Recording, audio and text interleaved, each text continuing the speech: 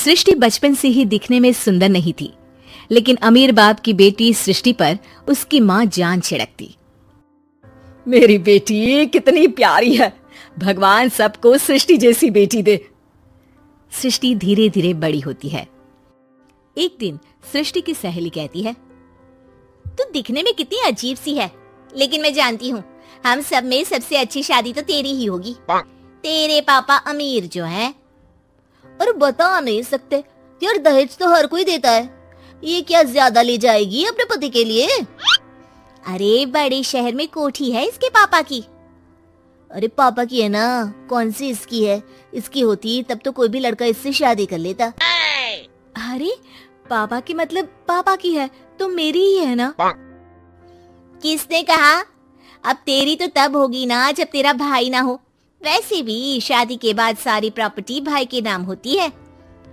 सृष्टि समझ जाती है कि उसे किसी भी हालत में माँ बाप की सारी प्रॉपर्टी को अपने नाम करना है, लेकिन कैसे? एक दिन सृष्टि का भाई शीनू कहता है, बहन क्या कर रही है? तुझसे एक बात करनी है।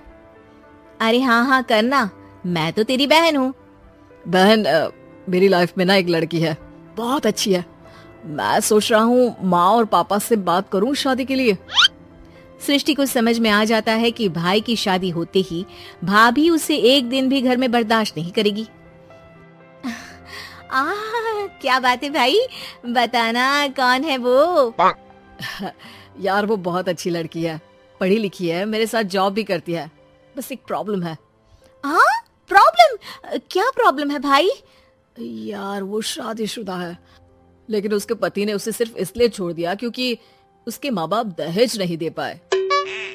सृष्टि ये सुनकर न जाने क्यों खुश हो जाती है। अरे भाई तो क्या हुआ, लड़की तुझे तो पसंद है ना? शीनू को लगता है कि बहन उसे समझ रही है। वो इस बात से अनजान होता है कि उसकी बहन की मंशा पूरा घर हड़पने की है। सृष्टि अपनी माँ से कहती है, मम्मी मुझे तो बहुत चिंता है, पता है शीनू क्या कर रहा है? अरे क्या कर रहा है, वो तो काम पर जाता है और वापस घर आता है। नहीं ना माँ, वो यही तो नहीं कर रहा, बाकी सब कर रहा है। आपको पता है उससे प्यार है, और वो भी एक शादीशुदा लड़की से। ये क्या हो गया, मैं सोसाइटी में क्या मुंह दिखाऊंगी? अरे तेरे पापा तो यही कहेंगे कि मैंने ही उसे बिगाड़ दिया है। माँ देखो, मेरी बात मानो, पापा पर भी विश्वास करने की जरूरत नहीं है।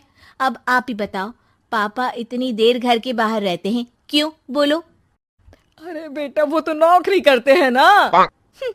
तू बहुत भोली है माँ, पापा का ऑफिस तो 7 बजे खत्म हो जाता है, लेकिन देखो कितनी देर से आते हैं। अरे नहीं बेटा, ऐसी कोई बात नहीं है। सृष्टि माँ को एक औरत से बात करते पिता की फोटो दिखाती है। देखो माँ कैसे हैं पापा, मैं ना कहती थी कि पापा सही नहीं है। मैं तेरे पापा से बात करूंगी, दे फोटो मुझे। ओ माँ वो तो डिलीट हो गई। लेकिन चल, तूने तो देख लिया ना, पापा से बाद में बात कर लेना, और हाँ मेरा नाम बिल्कुल मत लेना। हाँ माँ। अब क्या था, सृष्टि के माँ और पिता के बीच झगड़ा होना शुरू हो जाता है। सृष्टि के मन में क्या चल रहा था कोई नहीं जानता था। एक दिन, माँ सृष्टि के लिए एक लड़का देखा है, वो लोग शाम को उसे देखने आने वाले हैं। और हाँ माँ, एक खुशखबरी, मैं और पापा मिलकर एक नया बिजनेस ट्राई कर रहे हैं। शाम को लड़का आता है, सांवले रंग का। सृष्टि को तो बिल्कुल भी पसंद नहीं आता। लड़की की माँ कहती है, लड़की का चेहरा तो कोई खास नहीं, लेकिन अगर मेरे बेटे को आप लोग सेटल कर दें तो मैं उसकी शादी आपकी बेटी से करवा दूं। सृष्टि को लड़का बिल्कुल पसंद नहीं था। उसे भाई पर गुस्सा आ जाता है। लड़के वालों के जाने के बाद कहती है, माँ देखा शीनू मेरे लिए कैसा लड़का लेकर आया, न दिखाने लायक न सुनने लायक, सेटल भी नहीं, वो भी हम करे। अरे माँ मैं जानती हूँ ये मेरी शादी किसी भी घर में क्यों करवाना चाहता है। अरे कैसी बात कर रही है बहन, तूने तो देखा ना, लड़के को मैंने ही मना कर दिया तुझसे शादी के लिए। जिसने लड़का बताया था उसने उसकी बहुत तारीफ की थी। बात आई गई हो जाती है, लेकिन सृष्टि का मन शांत नहीं होता। क्या करूं, कुछ समझ में नहीं आ रहा। मेरी शादी हो गई तो ये लोग पूरी प्रॉपर्टी शीनू के नाम कर देंगे, मेरे हाथ तो कुछ लगेगा ही नहीं। तभी सृष्टि को आइडिया आता है। वो किसी वकील को फोन करती है।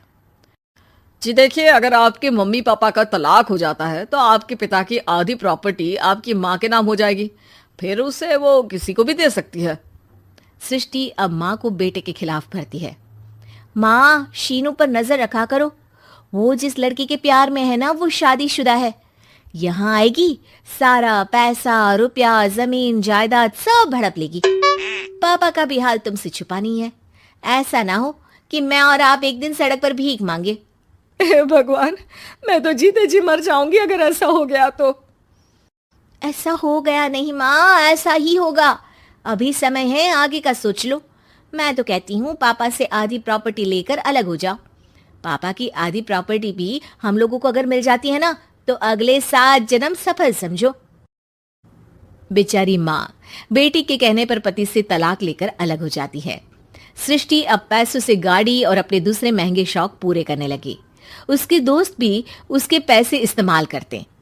सृष्टि, कल तुम कहाँ थी? मैं सारा दिन घर पर अकेली थी। तो मैं क्या करूं? मैंने ठेका तो नहीं लिया है ना तुम्हें संभालने का। माँ को सृष्टि से ये उम्मीद नहीं थी। वो बैठकर रोने लगती है। वहीं उसका पति यानी कि सृष्टि के पिता आ जाते हैं। मैं जानता था कि तुम्हारा यही हाल होगा, तो आपने मुझे रोका क्यों नहीं? मैं रोकता तो तुम रुकती क्या? सृष्टि के कहने पर तुमने मुझ पर अपने बेटे पर शक किया, लेकिन तुम ये भूल गई कि कैसे हम दोनों ने मिलकर जीवन में इतना सब खड़ा किया। माँ पति के गले लग जाती है। मुझे माफ कर दीजिए, मैंने आपकी कमाई का एक बड़ा हिस्सा गवा दिया। कोई बात नहीं, तुम साथ हो तो मैं ऐसी 7 प्रॉपर्टी खड़ी कर दूंगा। तभी वहां सृष्टि आ जाती है रोते हुए। माँ, मयंक ने मुझे छोड़ दिया। वो बोल रहा था जब तक मेरे पास पैसे थे तब तक ही वो मेरे साथ था। पापा, माँ, मुझे माफ कर दीजिए।